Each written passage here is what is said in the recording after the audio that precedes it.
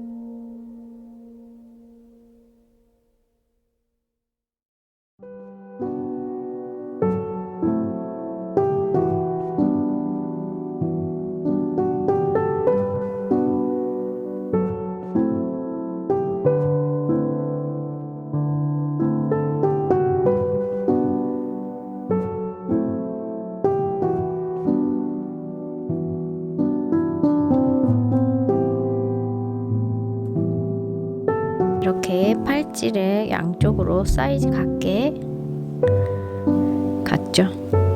이렇게 제작하시면 이제 자기 손목에 맞는 사이즈로, 저는 딱 맞는 게 싫어서 약간 여유롭게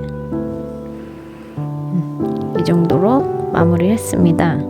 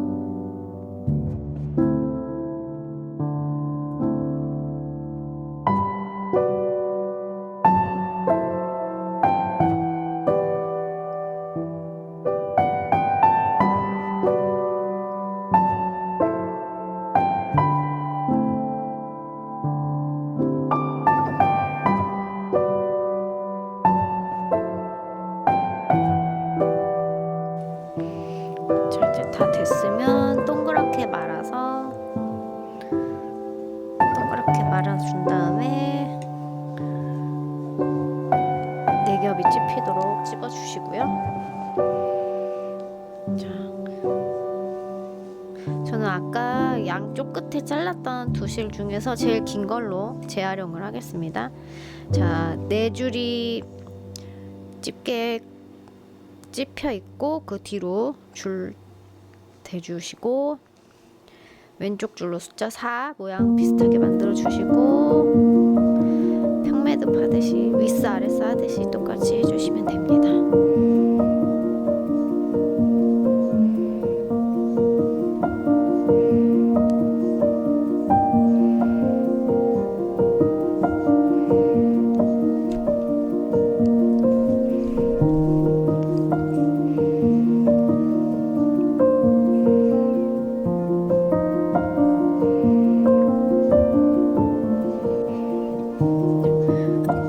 윗사 아랫사 한 3세트에서 4세트.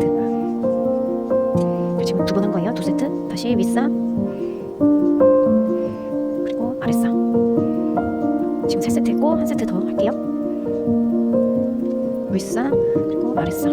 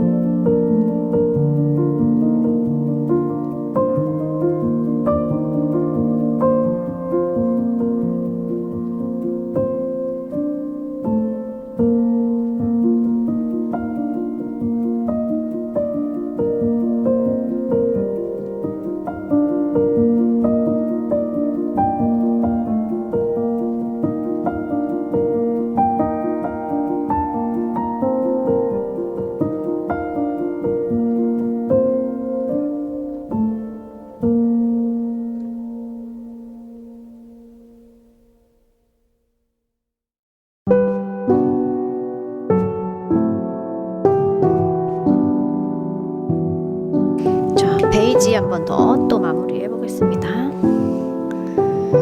이렇게 말아주고